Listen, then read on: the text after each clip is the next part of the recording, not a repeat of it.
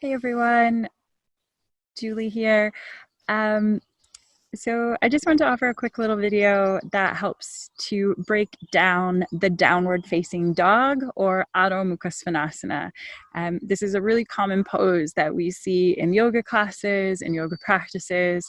Um, and sometimes there can be a little confusion about the down dog, or the down dog can even cause pain for some people.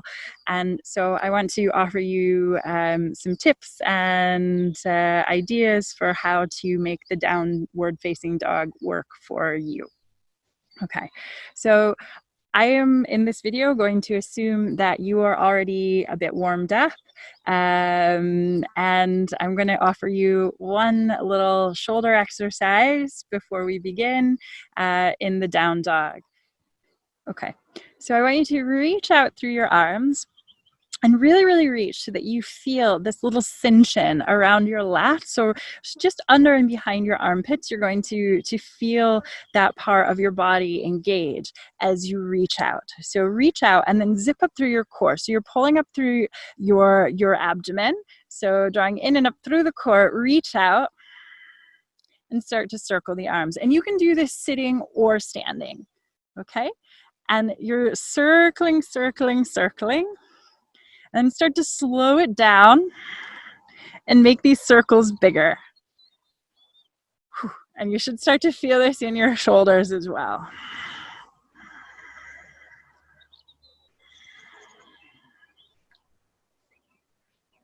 Okay, so we're just warming up the lats and the shoulders. And then go the other way.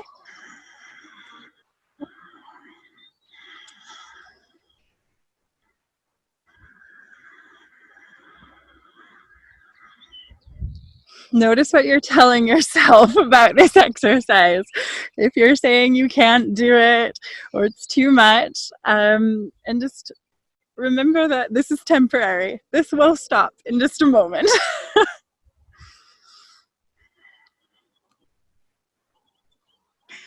Start to make them smaller again.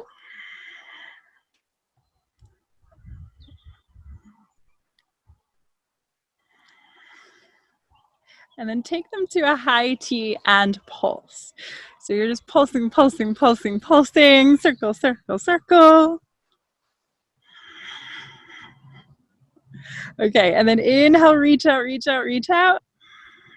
And exhale, let them come down. Okay, and then from here, take an inhale, roll the shoulders up. Exhale them down and back. And just do two more because you can.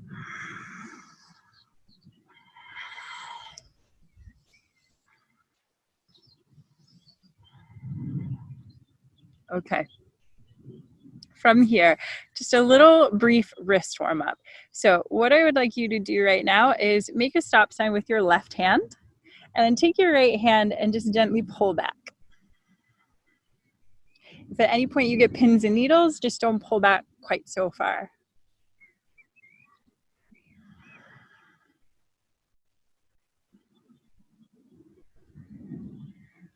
And then turn the fingers down, pull back over the knuckles.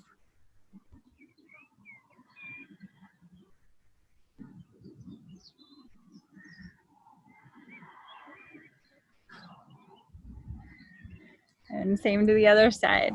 Pull back.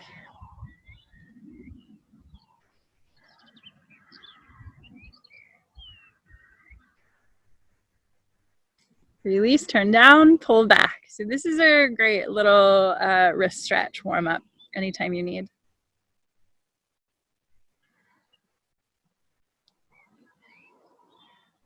Okay.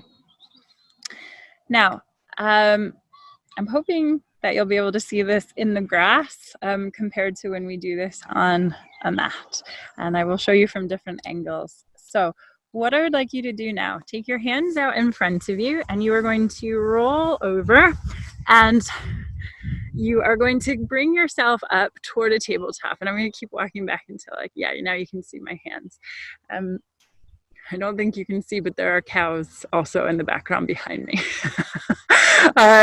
So what we are going to do now is we're going to take it back into a child's pose. So you take your bottom towards your heels, outstretch the arms in front of you, and just take the forehead down.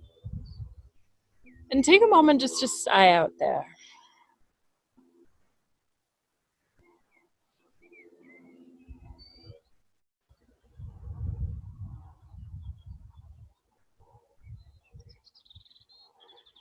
Okay. Lift the head, lift the heart. And then I want you to come up onto your fingertips. So you're making these two five-legged spiders with your fingers. And then keep spreading the fingers out, out, out as far as you can so that your knuckles are coming down and then your palms are just resting on the ground. So when we're doing a down dog, I want you to always think about having these two starfish that are really suctioning the ground below you. When the hands are together, or when the fingers are just loose and together, what ends up happening, if you think about this, is the weight goes into your wrist bones when the hands are sort of cupped, and we have all that pressure from the down dog that goes right into the wrist bone, and it's not nice. It's not nice for the wrists. The wrists are delicate.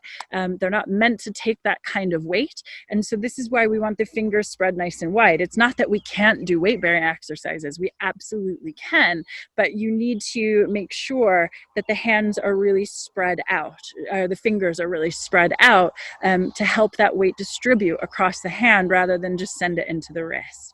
So again, wrists are a big part of the downward facing dog to be aware of. So, okay, so we spread the fingers nice and wide. And then from there, with the fingers spread out, I want you then to roll up toward your hands and then curl your toes under behind you. Send your hips back. And then we roll the shoulders back and just take that down dog for a brief walk. So you're just bending one knee and then the other, walking it out, feeling that stretch deep into the calves.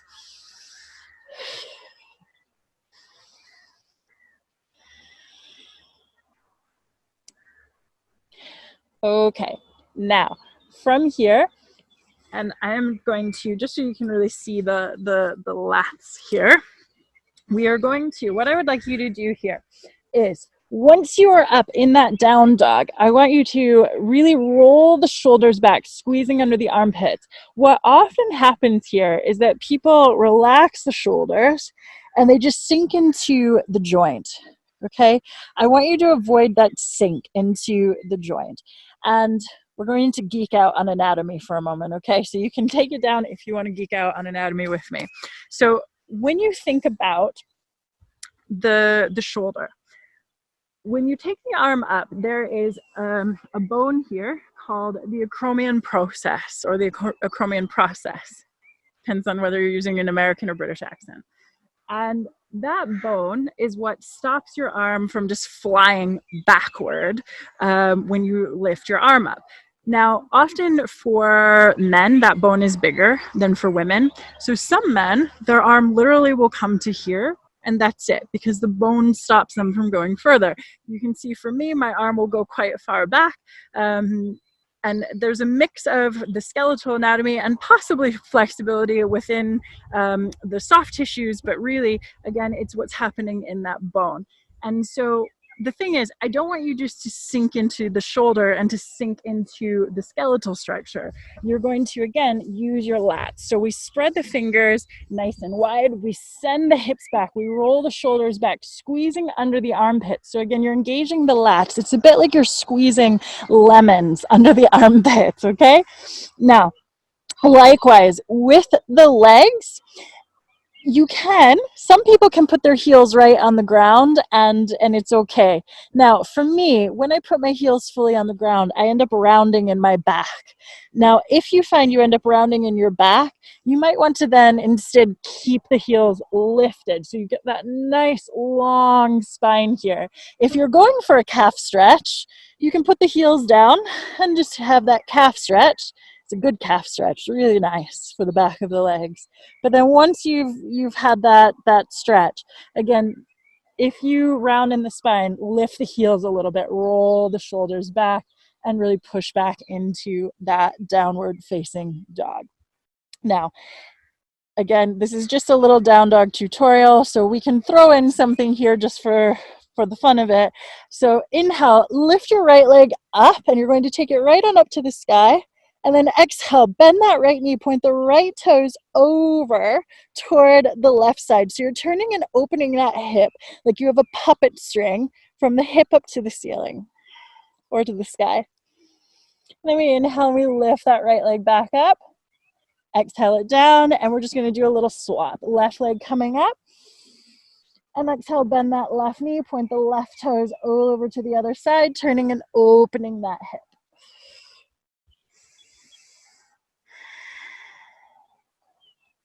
Inhale, take it all the way back to center. And exhale, take that left foot down. Roll the shoulders back, full expression, down dog.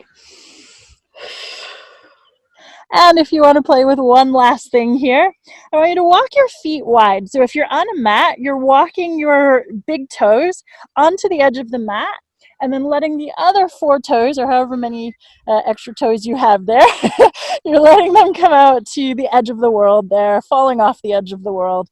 So this is our wide angle down dog, and we push back into this. Now, if this feels like enough, stay here. If you want to work it a little further, you're going to press into your right hand and then take your left hand to your right ankle, turning to look up under that right armpit. Oh, and it's just a nice twist, and I like to really pull against that leg and feel the opening through the left shoulder. And then we swap.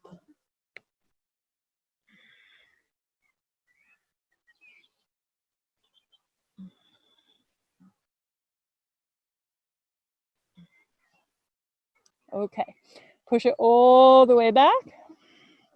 Walk your feet in, back to hip distance. Roll the shoulders back, feel them engage. And then exhale, take your knees down. And you're going to bring yourself all the way back. You can come into a seated position on your shins, or you can keep playing or practicing. Again, this was just a little tutorial to help you experience the downward dog, thinking about your shoulders, thinking about your wrists. Yeah, I hope it was helpful, and have a beautiful practice. Namaste.